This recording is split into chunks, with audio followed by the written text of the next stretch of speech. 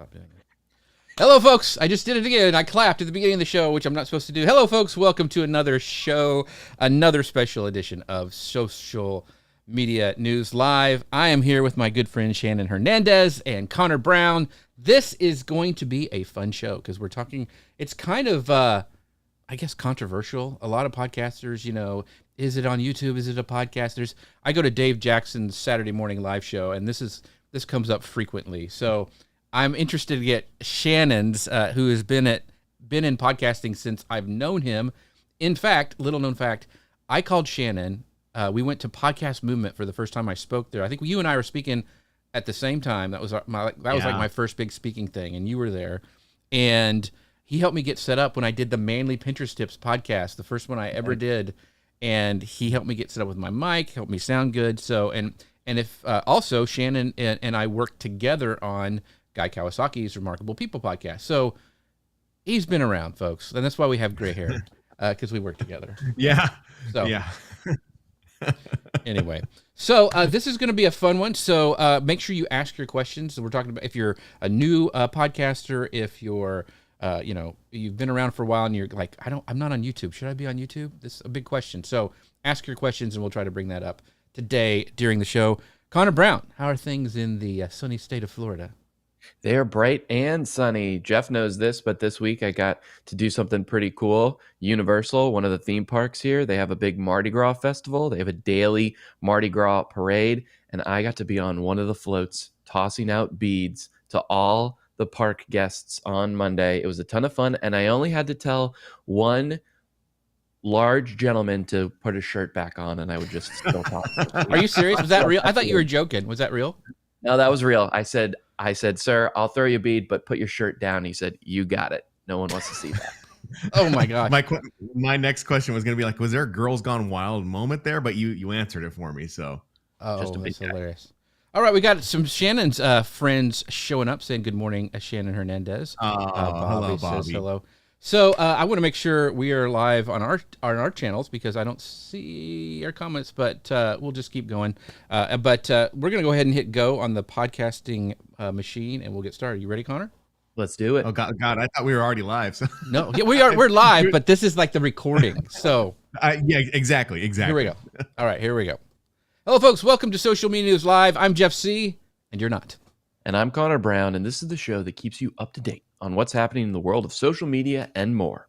Have you ever wondered what it takes to grow a podcast that reaches the right audience and keeps them coming back for more? Maybe you're looking for ways to make your podcast stand out in a crowded space. Or maybe you're thinking about taking your show to YouTube, but aren't sure if that's the right move or not. If any of those sound familiar, then you are in the right place, because this week we're sitting down with someone who knows the ins and outs of podcasting success. Shannon Hernandez has spent over 2 decades in radio and now helps podcasters create, grow, and monetize their shows. He'll be sharing his journey, his best strategies, and the biggest mistakes to avoid. So sit back, clear your schedule, clear your mind, and get ready for this week's episode of Social Media News Live. Shannon, how you doing today, my friend? Good. Thank you for having me on the show today, Jeff. And it's good to see you, Connor. I was commenting before we went live that I like your hair.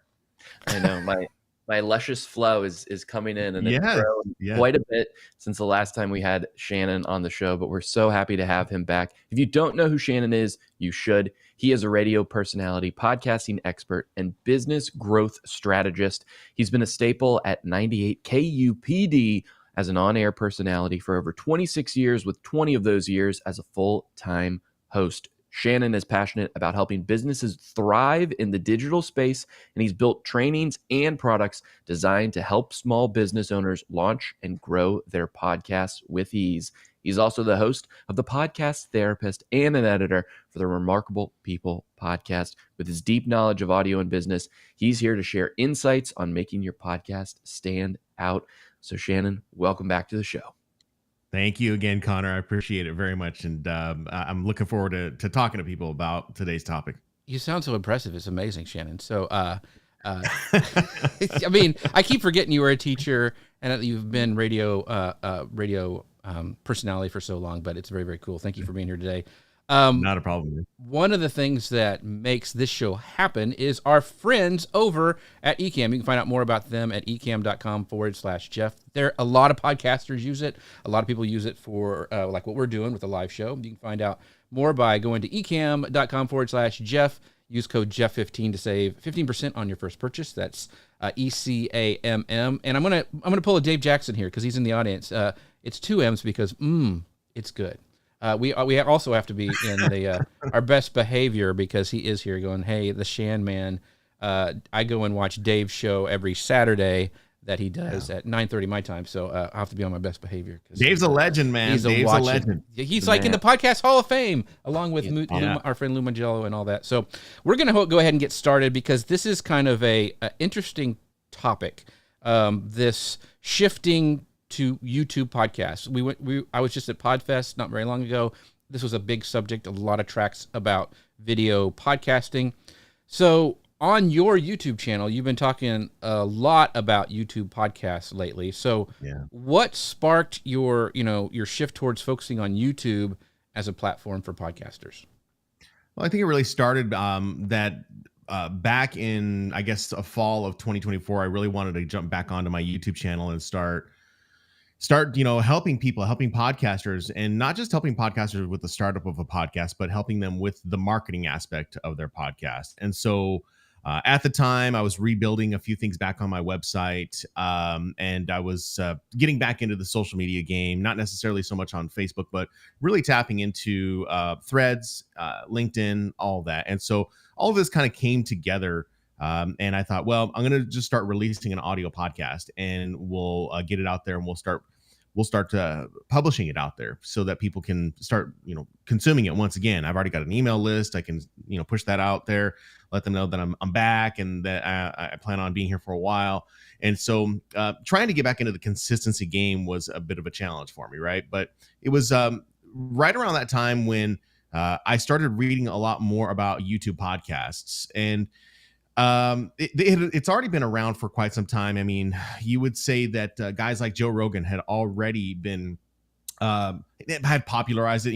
Their move from YouTube to Spotify, and just popularizing how podcasts are consumed. And I had known that this was already a trend in the space as it is, because I had coworkers that's how they listen to podcasts. They listen to them specifically and strictly on YouTube.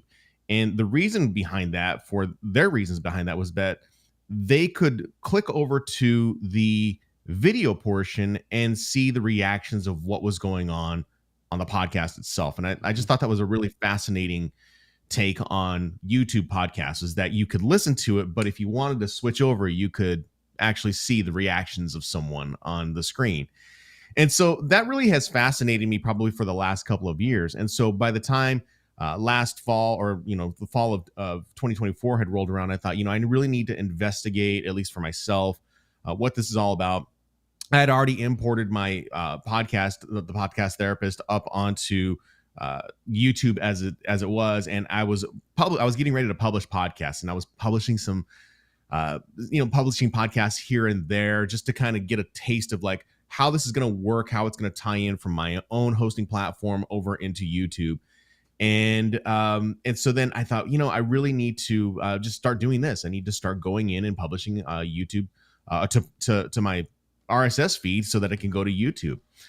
And then it was around that time back in November that I had gotten an email from YouTube themselves, and they had said, we're going to be doing a live feed, a live stream, and we are going to be talking specifically and strictly about YouTube podcasts. And I thought, here's my chance. This is my chance to learn from the global head of, YouTube and podcasts, and I can hear exactly what they are looking for in terms of what it takes to put a podcast up on YouTube. And just as some context, I was, back in 2021, 2022, and I'd already been publishing to my YouTube channel. So I was publishing videos already to YouTube. So I already knew what it took to publish to YouTube as it was. So how different was that to publishing a regular video versus a podcast? And that's what I was really fascinated about. And that's why I wanted to jump into it. And there was a lot in that seminar, or that I guess it was a webinar Mm-hmm. that I learned. I mean, I learned so much in there, and there's just so many different takes on YouTube podcasts and how you do it and how you publish it. And there's all the statistics that come out about like, hey, Apple Podcasts is the top podcasting platform to where you can consume podcasts, and then you get Pod News that comes back and says YouTube Podcast is the top platform. And where is that?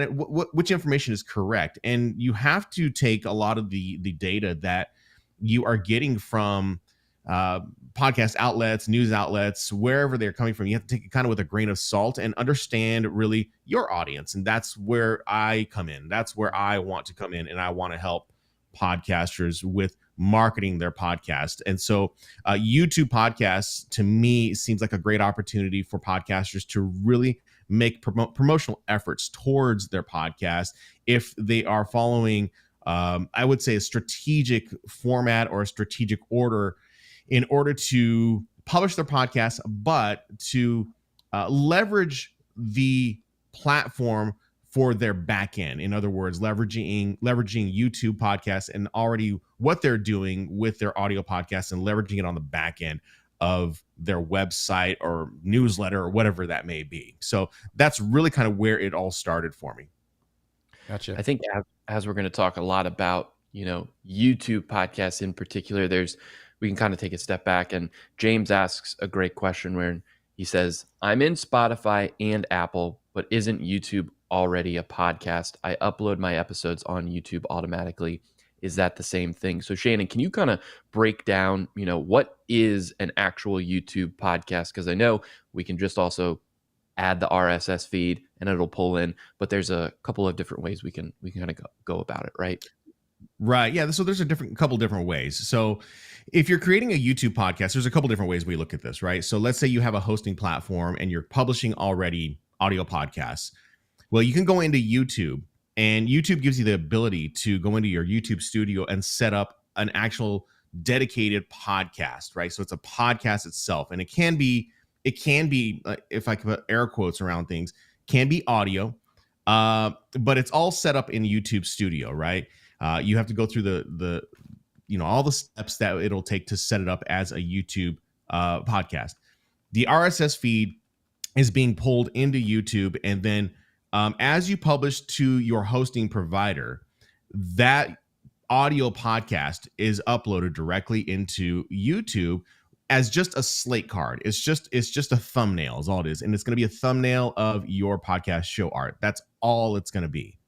So that's one way that YouTube says that you can go ahead and publish to YouTube podcasts. The other way is that you are actually natively uploading video or some form of video into YouTube that could be like a podcast where it's like this. We're talking on the screen. You can see guests, you can see hosts, you can see just about anything going on. There's still an audio element to it, but it is not distributed to an RSS feed. It's distributed onto YouTube's platform. So when we're talking about the different types of podcasts, YouTube says, yes, you can pull an RSS feed in onto YouTube podcasts, but it's actually better to natively upload into YouTube because it leverages the platform a lot better. So if you're pulling in from a third party, like an RSS, yeah, that's cool. You can still do it. It'll work. And it does work. I've seen podcasts where it's just strictly audio and it's just an RSS feed that is pulled in. But they say if you want to really take advantage of the leverage of the tools that YouTube has, creating something that has video where there's actual elements of figures on the screen speaking are better. Now, they will also say that, and we might get into this a little bit later, they say maybe you're camera shy and you might get a little camera shy. You don't necessarily have to be on the camera. What you can have is something that is natively uploaded into YouTube and something that is like it has captions, like the moving captions that go across the screen. Right. Something has to move on the screen. So you can do that, but it must be natively uploaded into YouTube. And I might add, and I forgot, that when you're setting this up in YouTube and you upload a podcast into YouTube, there is a dedicated playlist. So they say podcasts are playlists. So podcasts are playlists. So you must create a playlist, and when you set up your podcast, it'll ask you if this is a podcast itself, and then you go, yeah, it is, and then it'll create a playlist for that, and that's how you start uploading. And you assign that video to a playlist, and it creates it as a playlist. These podcasts are then distributed onto the YouTube Music platform and onto YouTube. So the distribution gets into the ecosystem of YouTube itself, whether that be YouTube Music or YouTube platform itself. And then the algorithm, depending on how you are setting up those podcasts in terms of the metadata, that is going to determine how the algorithm is going to take charge of that and put it and distribute it out to people who it thinks most likely will consume that content. Gotcha. So playlists are important once you upload it. Mm-hmm. Uploading natively is what you have found to be the best. I mean, mm-hmm. Instead of just pulling it from an RSS feed, I'm pretty sure that's what I've heard a lot of podcasters do. So that's all a good thing, but you have to tag it with that playlist or it's not a podcast, correct? Right. It would just be a regular video. Now it can still be a video. Let's say it's still a video itself. Mm-hmm. You can create another YouTube playlist. But if you want it to be a podcast that is distributed into the YouTube Music platform, make sure it's a playlist for that podcast. And then you can have another playlist where it's like helpful videos or videos on, best beard, grooming techniques. And it can still be something like that if you see what I'm saying. Okay, I'm going to nerd out real quick, Connor. I'm sorry. I gotta go down this rabbit trail. So, a lot of times, discovery is hard for podcasts. This, I think, helps with that. I think I'm 100. I couldn't find the quote, but I'm 100% sure that I think Tom Webster said this is where most people are finding new podcasts is from YouTube, and I'm pretty sure that's what he said. If I'm wrong, tell me in the comments. But so discovery is important on YouTube, but at the end of the YouTube video, a lot of times people put on those title cards. Right? Is it important when you have that playlist for your YouTube podcast is to have that title card go to the next one in your playlist for podcast and not taking them off of the list to another one of your videos per se, or have them suggest what you want? Kind of best practices, would you have it go to the next one in sequence? Or if I'm doing a series about podcasting on this show, it should list to another podcast episode about podcasting on the playlist? Is that what I'm hearing you need to do as well? Yeah, there's a couple different philosophies and way you can look at this, because really it's all about driving traffic to the things that you want, right? And mm-hmm. Jeff, you know me long enough to where you know that I'm about traffic. I'm about driving traffic through email, all these things. And so at the end of the YouTube video, you're typically going to have about 15 seconds to go ahead and do your final pitch that, for people to say, hey, I want you to go ahead and check out this next video that really is going to help you out with I don't know, maybe, help you out with your objectives for your podcast. I've done this podcast, and, I'm always trying to push people to that. If I were to take a step back and say, ask the question, what is the thing that a lot of podcasters are really focused on? Well, they like to focus on downloads. And I think that's still kind of a thing. They love to get their downloads, and downloads they're important, right? Because that's visibility to their podcast. And so you have to identify anything that goes onto YouTube, air quote download, right? Mm-hmm. But you're just driving someone to another video. So you're creating a call to action for them to consume a new piece of content that is going to be on your channel. Why would you want to give traffic to someone else's video when you're trying to drive traffic to your own video? And that's just the logics behind it. So you can create a quadrant on the end screen for YouTube. And so the quadrant can be just a video of your face. It could be this video in the top left hand corner, and then below that can be a subscribe button. You can set it up in the back end. You want to set up a subscribe button, then of course I put in the top right hand corner on my videos the next video, and the next video is typically going to be the previous video that I want them to watch. Or if I have covered a topic, or I'm talking about a specific topic, or mentioned something about a previous episode in the topic, and I really want to drive home the case that hey, if you're trying to promote your podcast through social media, what is your objective? This is a big question, and I'll say this right now, even in this this recording, is that you have to understand what your objective is. And so I'll always tell people what's your objective? Hey, I've got a video at the end of this particular podcast or this YouTube video. Make sure you click on it. It talks all about objectives. I highly recommend that you check out that particular video, because that is really going to be the catalyst for the success of the downloads or views of your podcast. So in that quadrant will be my face. It'll be a subscribe button. It'll be a video going next, to the next video. Right. And then below that, I typically have a link that will go directly to an opt-in for something. So, hey, if you're starting a podcast, check out my essential equipment guide, and that will take them to the essential equipment guide. So I have a quadrant of 4 calls to action to allow them to take an action on something. All right.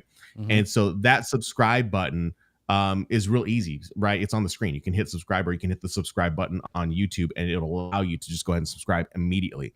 But then you'll have 2 other options, which will be either go to the next video or to go to the opt-in, either way. But this is really more about optimization and giving yourself the competitive edge on leveraging the platform so that you can start generating traffic to either your videos or to your email newsletter list or your website.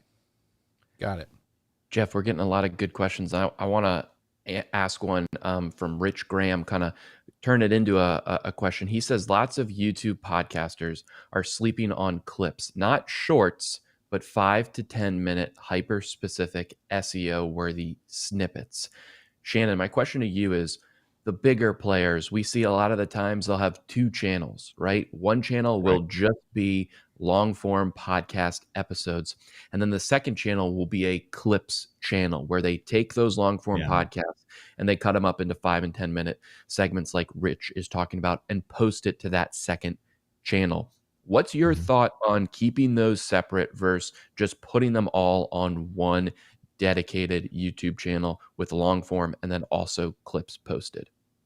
So I would say that there's 2 different philosophies that go behind this. Now you have big players that are doing this. I've seen it all over the place, and they have 2 channels to do this to promote their other channels. I've heard anything from, hey, it's because YouTube limits my visibility based on whatever. And while others say no, I just keep the clips on one channel. And, I would say you have to do what works best for you. However, I will also say this, that when I attended the YouTube webinar back in, November, December or something like that, and I went back and rewatched the replay, YouTube says that it is, if you're going to do that, it is better to just have those clips on one channel, and specifically for the reasons that if they have enabled the subscribe bell on your YouTube channel, it will always notify them it'll always notify the viewer that there is a new video that is available for that channel. If they're creating a separate channel, there is, I don't know if they said this, but I can assume that there is a likelier chance that they have not hit that bell for that secondary channel. So you're creating more steps in the process of promoting the podcast or promoting what you have in order to get people back to listening to your own content. Doesn't mean that it's wrong or that it's right. It just means that you have to do what works best for you. But what I would say is that if you're to leverage all of the tools inside of YouTube, you have to leverage the metadata, you have to leverage the titles, you have to leverage the thumbnails, you have to leverage where you're putting the links, the comments, everything, pushing back to your ultimate objective. That's going to be the thing that I'm going to always talk about. What is your objective? If your objective is just to get views and you have an extra channel and you want to push it back to your YouTube channel, fine. Maybe that's your objective. But maybe your objective is that you're creating a business around all of this. And not only do you have monetization opportunities that are available for a channel that you can sell products, merchandise, services, whatever it may be, but what is the other objective? Maybe the objective is on the back end, right? It's on your website. And I know that you talk about this a lot on your show, Jeff, is that, we always talk about how, you can build content on platforms, but is it a good idea to have all of your content on that platform and monetize on that platform? And, you and I have been in this game long enough to know that when, when Instagram goes down, the world turns upside down, freaks out, and everyone's like, oh my God, right? And so who's to say that anything like that could happen to YouTube? YouTube has, historically been a pretty reliable platform. But what if that one day your YouTube channel gets banned. And we talk about those types of things. You hear about it on YouTube channels. They say my YouTube channel got demonetized for this reason. You don't want to fall into those traps where you get demonetized and you have no income coming in. That's how you're relying on your income. So I know we kind of went off track right there. No, but that's good. To talk about the clips, that's what I would recommend, is that you got to do what's best for you, but you have to understand your objective. That's a great point. That's a great point. There's some great questions and comments we're having inside of the chat. So thank you guys for doing that. Ask your questions away. Chris Stone has this great point. He's watching over on YouTube. He says, content diversity is important on video, serves up your content to different people with different attention spans. And also Doc Rott, some people were talking about, don't forget about Spotify. Spotify has 675 million users. Yeah. YouTube is 2.9 billion, but people need to stop sleeping on Spotify because, there's discovery that's starting to happen more and more there. This is a great question from but mostly Disney. Says, so I do my podcast live on YouTube, and then I edit it and upload it to Spotify. The podcast on YouTube Music is an audio version of the raw show, but for the audio, I'd like it to be the more polished one. Is there an easy way for him to do that, Shannon? Let me reread that question. Yeah. So I do my podcast live on YouTube, then edit it and upload it to Spotify. Oh, can you bring that comment back up so that I can read it? Yeah. Sorry about that. The podcast on YouTube Music is an audio version. Oh, okay, I got you. But the audio I'd like to be more polished. So the way that I polish audio, and I hope this answers the question, and maybe you can help me with this, Jeff, because this is, I think, how you do it as well, is that I've got a Rodecaster Pro 2 here. That's how I have polished audio. So I can record through Ecamm. Nice plug for Ecamm. Go get Jeff's Ecamm right now. But that's how I'm typically doing it. I'm recording my video on Ecamm. And shout out to Doc Rock on that as well. So I record it all on Ecamm, but I record the audio version on a Rodecaster Pro 2. And that's how I'm doing it. I'm using the function there. And so that is how I get more polished audio for myself to publish to my RSS feed or whatever. I like to do it that way. I'm kind of a little bit of an audio nerd just because a lot of the elements that are in my podcast, at least the sound elements, they are recorded and they are mixed into stereo. And so when you listen to it, you listen to the Podcast Therapist on Apple Podcasts or Spotify, you can hear that it is actually in stereo. You can hear things panning from one ear to the next, and you can hear that. If I recorded it on Ecamm, I don't believe that it is recorded in stereo. It's in mono, and of course, it is high quality, but it's more in mono. I've replaced the audio from my Rodecaster Pro 2, and that's how I've done that.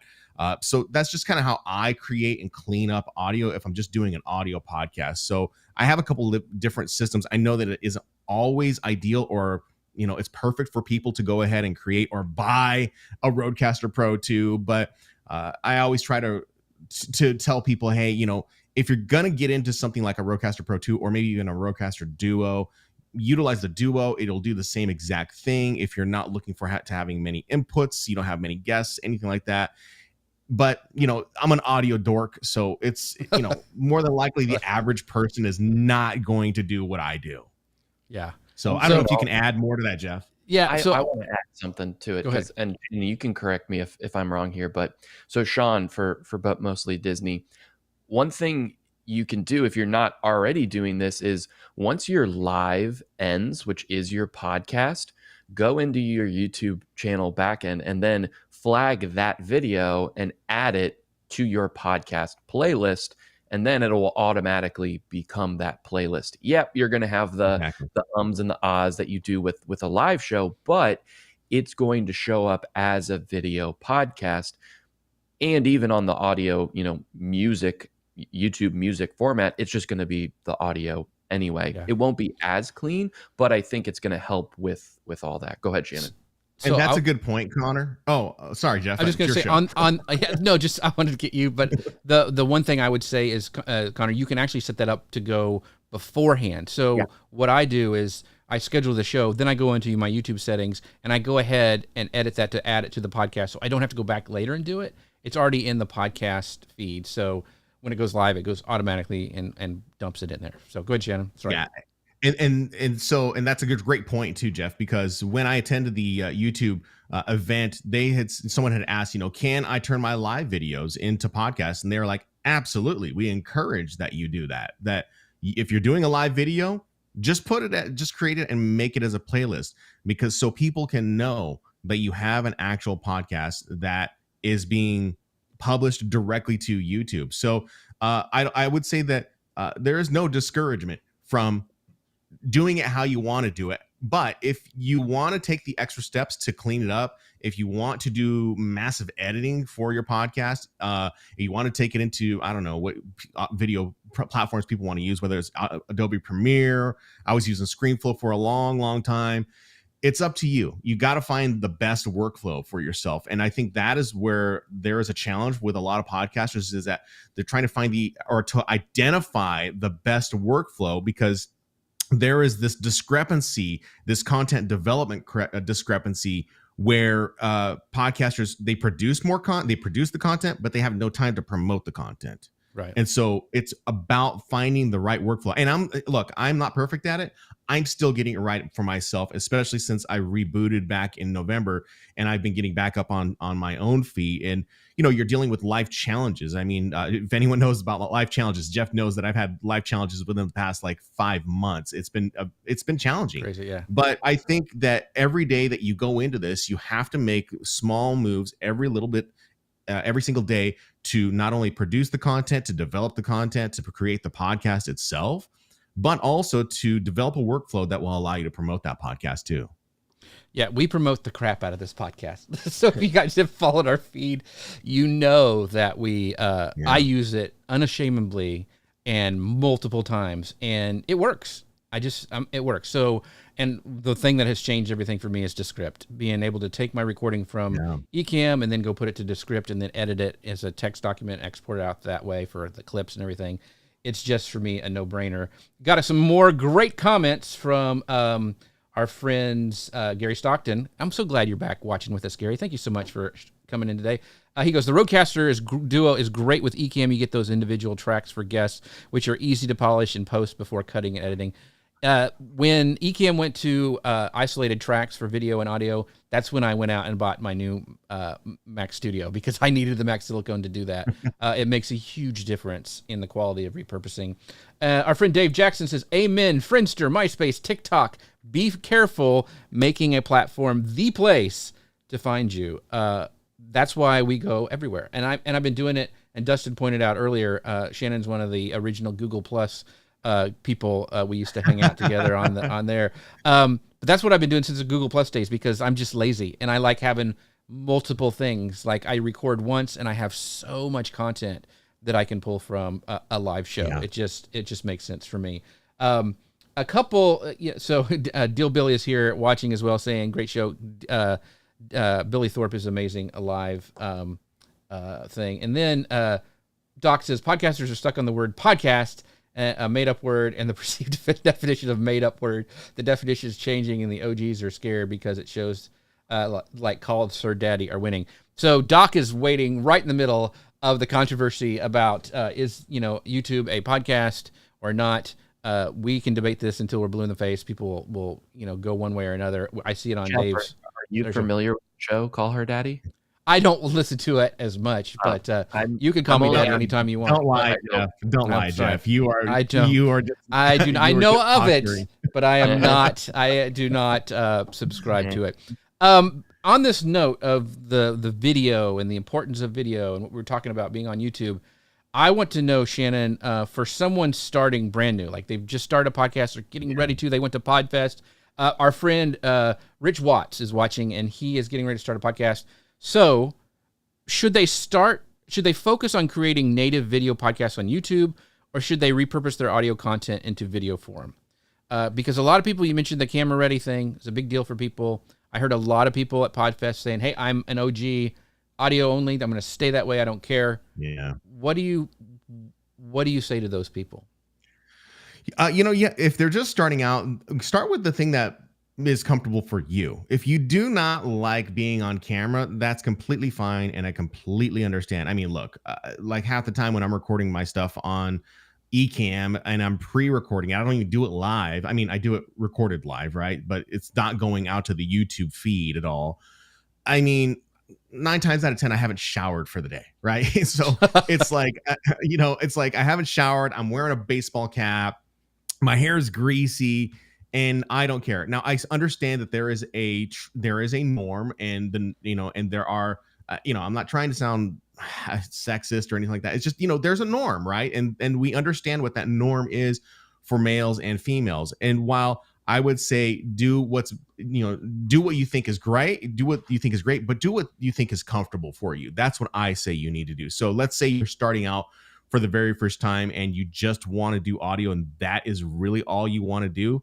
Okay, great. Just do audio, and then maybe all you need to do is create a video that is published and uploaded into YouTube that, is some form of a thumbnail that's got, captions that are going across the screen that will allow people to read what you're saying. Mm-hmm. And maybe that's the way that you do that. But I would say you have to go with what makes you comfortable, what's going to be best for you, because not every podcast is equally the same.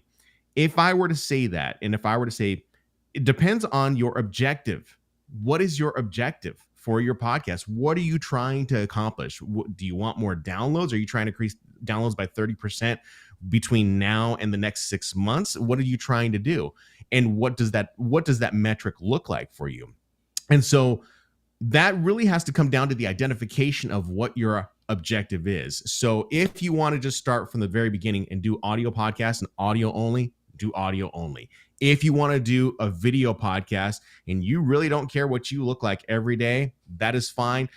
If I were to put this in context of the YouTube event that I attended, YouTube says all they care about is good content. They care about good content. The length of that content could be anywhere between 15 minutes to 3 hours. And that's what they consider as a podcast.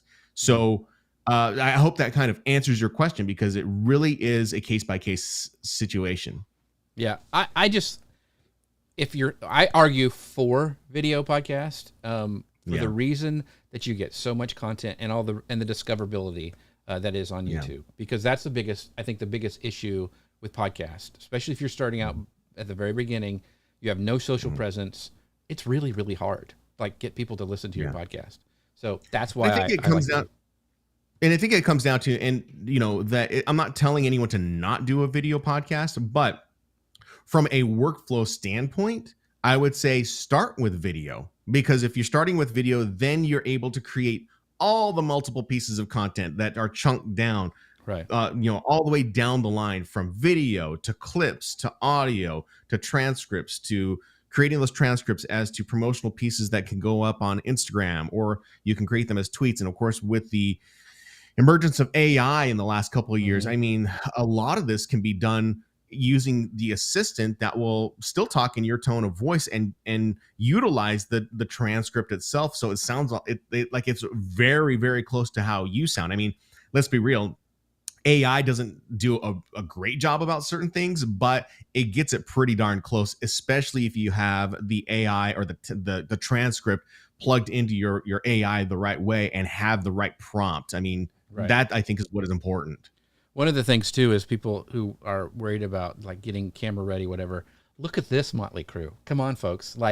If we could do a live show, you probably got it made. In fact, somebody at the very beginning said, Andrew said, "There's a lot of hair and talent on this show." There's a lot of hair, Andrew, but anyway, yeah. So don't. And let's be honest. I told Jeff, and look, I work nights, and so you can't see them, but I have bags under my eyes. It's difficult. It can be challenging, but that's why I say you have to give yourself some grace too. Give yourself some grace. Allow yourself to be who you are. Going back to that YouTube live event, they did mention one thing that they thought was important. And they said authenticity is the most important thing that you can do for your video podcast. And you can take that many different ways, right? You can say authenticity in what you say, or is it authenticity in how you appear? And I think the more authentic that you can be within the videos, the better it is for you to not only just get the podcast out there, but to display yourself as some form of an authority or entertainer, whatever that may be, however you want to position that. just be authentic. I mean, look at a lot of the look at some of the comedy podcasts. I mean, a lot of them, they're just sitting there. They just they're very chill and they don't care at all. And so, I think it's a difficult thing to get over whenever people say like you have to be camera ready, and it's just like, do you really? You don't really have to. It's just maybe that's a standard that you're setting on yourself, and that's what's stressing you out. Mm-hmm. So I want to bring up this quote that just came in from Gary, and I think it will lead into the question that Shannon's going to ask. He goes, I do a talk show, and when booking a major guest, they don't care about Apple, TuneIn, iTunes, or any app. They want to know how many subscribers you have on YouTube. So that's really interesting to me, is that they're looking for numbers on YouTube when they're booking guests. So I think that's just kind of gives a perfect example of why YouTube is so important for podcasters.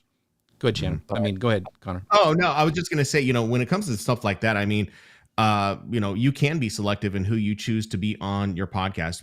I get the game. We all get the game that, if you're going to go on to YouTube or you're going to be on a podcast, they want numbers. They want those downloads, right? I mean, you can say like, hey, I've got 3,000 downloads. And they go, really? And you're like, yeah, total. and they're like, oh yeah, I don't want to be on that program. Right. And, again, I'm gonna continue to drill this down back hard. Is that what is your podcast's objective? Like, I talked to when we've been to podcast movement and we have talked to other podcasters. And I say, what are you trying to do? And they go, well, I don't know. I'm just trying to get downloads. And it's like, no, it's got to go deeper than that. It's got to go way deeper than that. And they go, I don't know. And I go, okay, well, let's sit down and let's examine what the future of your podcast is going to look like. What is that monetization?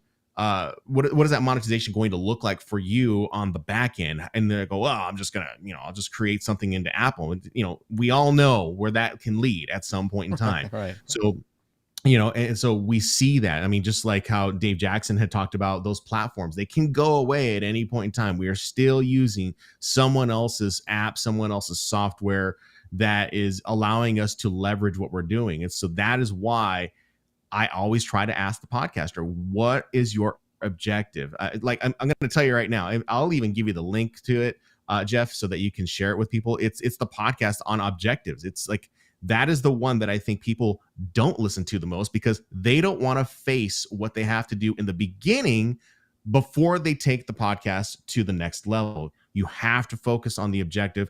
Where do you want to go? What is the website platform that you want to use? Are you going to be utilizing marketing platforms like email? Are you going to be utilizing platforms like newsletters? How are you going to be doing that? Are you going to be selling products? Are you going to be selling courses? What does that look like? And how is that going to look like? And then once you start, uncovering these layers for podcasters, it can become overwhelming. But the cool thing about podcasting is that you don't have to eat the elephant all in one bite. You can take it step by step by step and just figuring out your objectives. And I mean, I think it's safe to say, Jeff, that we understand that you have a couple different objectives. I mean, we know that when you are promoting Ecamm, you've got some type of sponsorship that is lined behind that, but you also have a newsletter. Yeah. See, there you go. I guess, I like how I weave that in there, but you also have something where you push people to a newsletter as well to connect with them.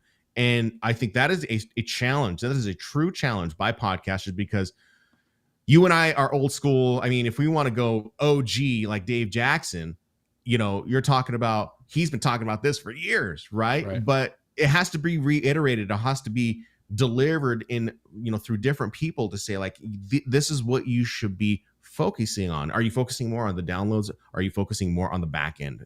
What does that look like for you? Mm-hmm. I think back in the day when we were just focusing on audio, it was relatively easy, right? You record it, you come up with a title you think is attention grabbing, you add in some show notes and some descriptions, and you post it and it goes out there. And the marketing of it was very, very, very difficult. Now, I think the myth is we transition to video podcasts, right? We still have that audio function, but when we're posting the YouTube, great, I'm going to have a video component, post it to YouTube, and then YouTube is going to feed me all of these wonderful new viewers and listeners, and my life is going to be complete, right? No, you still have to build towards that. So now, all of a sudden, podcasters have to deal with metadata, have to deal with thumbnails, have to deal with SEO for YouTube in particular, and it can be a lot. So Shannon, what do you think are some of the biggest mistakes that podcasters are making when it comes to optimizing for search on the YouTube platform in general? Yeah, well, I would say the biggest mistake is they just publish and run. Yeah. Like that is their thing. They just publish and run, and they don't take the time to fill out the fields that are inside of YouTube. And the fields are going to be the fields that you have to fill out inside of YouTube. They are the muscle. I wouldn't say they're the muscle, but they are some of the muscle that is going to get that podcast delivered and in front of the eyes of people who are looking for the information that you are sharing. And so, what I would say to someone who's looking to publish onto podcasts, or I'm sorry, onto YouTube podcasts, is that you need to focus on these areas for YouTube podcasts. You need to focus on the title. You need to focus on a high quality, and engaging thumbnail for your podcast. You need to focus on the description. And if I were to take information from the YouTube event that I attended, they say the description and leverage how you can put links inside of the description. Again, it comes back down to the objective. What is your objective? If you can leverage using links inside of your description, that can typically lead them to where you want them to go. So we talk about titles, thumbnails, descriptions, links, and then we are talking about things like end screens. Where are you trying to push them to next? Utilizing the cards. Typically on YouTube videos, you can see that there are cards that pop up and say, like, the YouTuber will say, like, hey, if you're interested in watching that video, click up here, and it'll allow you to check out that next video. But those cards are super valuable too, because if you're talking about something inside of your podcast, you can direct them there. So a lot of it is about this metadata that is built in directly to YouTube, right? And this metadata gives you the opportunity to be in front of people, but it also gives you the opportunity to analyze, go into your analytics, and see where people are falling off on your podcast. Maybe they don't listen to the whole podcast, or maybe you're seeing dips in the podcast, and you can see those in actual graphs on YouTube where people are falling off, and you're like, I'm not listening to this. I'm quitting that. And that allows you to create better content. And I'll be the first one to tell you that going back into republishing my own podcast and rebooting everything, I had this grand idea of like, oh, this is how I'm going to do it. I'm going to do it like a radio program. It's going to be, right, commercials, all that stuff. And then you go and you look in your analytics, and then it's like, womp womp, you're just like, wow, the analytics on that aren't really that great. So you got to go back in and reconfigure how you're creating the podcast, right? And so podcasting and radio are two completely different entities in terms of how the delivery is, but because we have a different delivery system inside of YouTube, how we consume that content, we're typically looking for that hook. I mean, if you go back to the beginning of this podcast, and Jeff starts it out with a question, have you ever thought about starting a podcast on YouTube? He starts with a hook, and that's typically what YouTube videos are all about. So I try to now start, the last couple episodes, I've really been trying to start out with a hook. But getting back to your question, Connor, it's all that metadata. It's the things that podcasters are not doing on YouTube is they're not filling out those fields. They're just publishing and running. And that's a huge, huge thing that they need to go back and rethink. All right. Utilizing the captions that you can upload into YouTube are search optimized. So when you upload those captions and you get that SRT file or that TXT file, upload those into YouTube, so that allows the YouTube search engine to go ahead and put that in front of the eyes that are looking for your podcast. So I have a question about that real quick, because is it better to I know YouTube will generate its own titles. I mean, their own captions, and they're pretty bad. Is that why you upload your own? Because you want to make sure they're 100% correct? I want to make sure they should be 100% correct, right? But I think with the tools that we have now that are available, with the AI that we have now, I want them more correct, because it would allow probably for a better search discovery. That's my opinion. I wouldn't say that that's an industry standard. I would say that's what I do. You can pull those from Descript, obviously.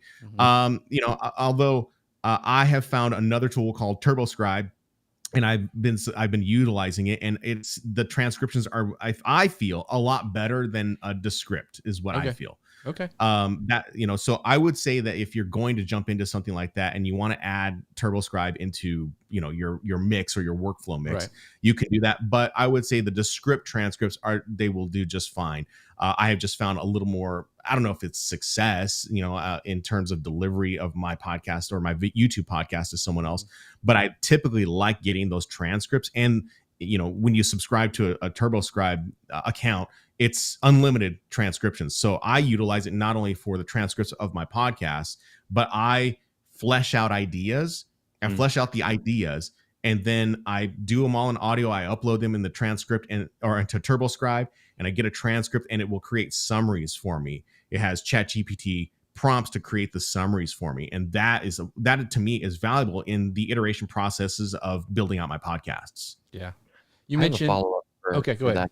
Go ahead. More around metadata and stuff. You mentioned TurboScribe, Shannon, but do you use other tools like maybe a TubeBuddy or a vidIQ or ChatGPT Descript to help you formulate those titles, those captions, the metadata, the tags? Do you have tools that help you with all that? Yeah. Thanks for bringing that up, because I didn't mean to mention that, Connor. Yeah, I am a subscriber of TubeBuddy. I love TubeBuddy, but if you want to use vidIQ, I would say you probably would see the same success, but the success really lies in the philosophy of how you're utilizing that tool. And you must utilize that tool, because it's not only going to help you optimize the metadata inside of your descriptions or your YouTube video, but it's going to save you a lot of time, because there are a lot of steps that you have to take when you're uploading a video to YouTube. For instance, when we talk about metadata, another key piece of metadata are timestamps, and timestamps are a huge thing. And while I had felt at the time that timestamps would be a disservice to my podcast, because I thought it would be giving the viewer the ability to skip directly to where they needed to go, and then just, they're watching and then they're dropping off. YouTube says, no, this is a really good idea, because for that very reason, they're going to where they need to go and they listen. It gives more viewers the opportunity to see where they need to listen, and it increases view and watch time on your channel. And I thought that seems counterproductive, but that's at least how I had interpreted it. And I thought to myself, oh, that's interesting. So I just started incorporating, I've always incorporated timestamps, but being able to use the tool in TubeBuddy, and when you're going in and you're finding those moments of your timestamping, you are, I listen to it at 2x speed, and my podcasts have shortened down quite a bit. They don't even go for an hour. They're doing about 30 to 40 minutes, and I can listen at 2x speed, and I can utilize the tool in TubeBuddy, and in conjunction with the notes that I have written down so that I can write down the title of what that section is about, it just goes by super fast. I can get those done for a 30 to 40 minute podcast. I could probably get it done in about 15 minutes. Wow. So I want to go back to something you said earlier about looking at those graphs and data. And we've talked about the new YouTuber and podcaster. Those are hard to do, especially when you're starting and you're seeing like, oh, people jumped off when I said my name. They must hate my name. I got to change my name. And to be honest, one time I was on Dave Jackson's show, and he asked permission, but he showed, like, he edited a video interview that I was on. He's like, oh, Jeff he already said that. I'm going to cut that. And it was really humbling to watch, like, your performance getting axed. And it's the same way when you're going through your own conversations going, oh, I could really do a better job, like making this faster or asking this quicker or whatever. And editing your own project at first helps you do that. And I'm going to pull up a comment from Dave. He goes, if you don't get your why, you burn out. And if you don't educate or entertain, you don't grow your audience. And going back and looking at those stats and graphics and seeing where you can improve may be hard to do and maybe hard to listen to yourself, but that's how you grow, because if you find out why you're not educating people or entertaining people, then you need to improve that, and then you can maybe grow your audience. But anyway, thanks for that, Dave, for raking me over the coals. Let me tell you something. I'll keep it real quick, but let me grab this real quick because I just put these away. When I talk about doing show notes, and I talk about doing anything that has to deal with time stamping, like these are all my notes that I'm writing. I'm writing all these notes down, and these are from previous shows. And these are really great for helping me whenever I'm publishing. I mean, simply just I've titled them out. I've created headers of what each section is about. So when I go in and I do that, the pre-editing or the editing that I'm doing is a lot of pre-editing. So I don't have to focus on the edit on the back end, if that makes sense. I don't have to focus on editing on the back end. When you do something, you get humbled by someone, they just cut that out, right? Then you go, oh gosh, so how can you become a better presenter? Well, be a better presenter by preparing, right? Prepare a little bit better, and then that can really cut the curve down in terms of how you are publishing your podcast. Because I'm not going to lie, I mean, and I'm not trying to say this to discourage anyone to do a podcast on YouTube. I'm just going to tell them that yes, in the beginning it seems very, very cumbersome, but once you learn the process of filling out your metadata, and let's just even take it back a step further. Once you figure out the process of recording your podcast based on how you're going to have to upload it, then it becomes a lot easier. And then you go, oh, well, I'm going to have to do all of this inside of YouTube. So I might as well incorporate it inside of how I present my podcast so that I can create shareable clips within my podcast. I mean, I know you do a really great job of doing that yourself when we see your stuff, Jeff, because you create these shareable clips inside of Descript, and then you're distributing them everywhere. So you're thinking ahead, and I think that's where podcasters must think, is that they have to think ahead. This concept is no different than how we do it in radio. We've done this in radio for many, many years. So when you're seeing podcasters do something similar, you're like, oh, well, they're just taking an idea from radio, but it's not an idea from radio. It's an idea about being smart, working smarter, not harder. That's all it is. Yeah. And Gary has a great quote, says 100% preparation is so important, right down to even the selection of the guest. Yes, I do. We do a lot of, it may not look it, but we do a lot of prep for this show.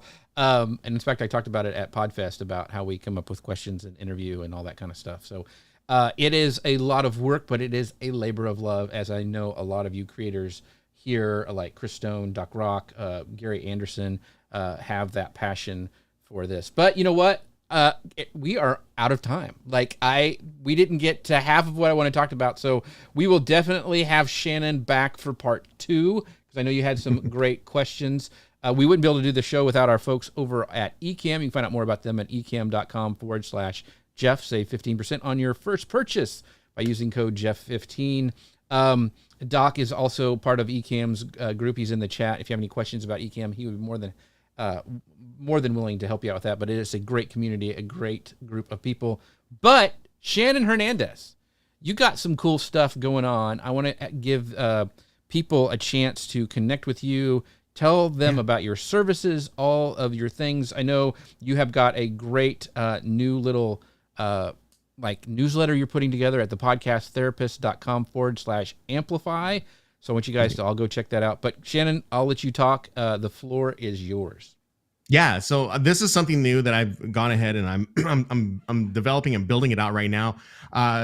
It's going to be a newsletter, and it's really more of a chance for me to not just connect with podcasters, but it is my ability. It's my purpose really is to help, right? It's to help and share not only valuable tips, but also share insight from my 25 years in radio and how a lot of these strategies, a lot of how what you're doing with your podcast, how they all fit together through utilizing, promotional marketing techniques. And so that's what going to my newsletter is all about. It's called Frequency Amplified. And it's obviously a play on some radio stuff, but it really applies to podcasters too. And so I'm really going to connect with them, share these stories out. And I'm in the next couple of weeks, I'm going to be launching that. And I'm going to be sharing at least one newsletter to them a week, and then hopefully ramp that up to 2. So I encourage you to go over to thepodcasttherapist.com/amplify. And it's just a landing page, and you just go sign up right there, and you'll start getting those newsletters whenever I start publishing them. So I'm looking forward to actually writing, because I was a former teacher. I love to write. I love to that's what I love to do as well. I mean, I love to podcast as well, but hopefully get on the newsletter. So that's thepodcasttherapist.com/amplify. So make sure you guys check that out, because as Chris Stone has said, Shanman is the man. His shows are chock full of valuable stuff for podcasters of all levels. Outstanding. And if Chris Stone says it, it is true. So it's gospel. That's it's gospel. Right. Connor Brown, it is 80 degrees here in Texas, but it's not going to stay that way. It's going to be cold. I'm going to want to take a trip. Tell me, what I need to do to find out the best vacation planning services on the planet.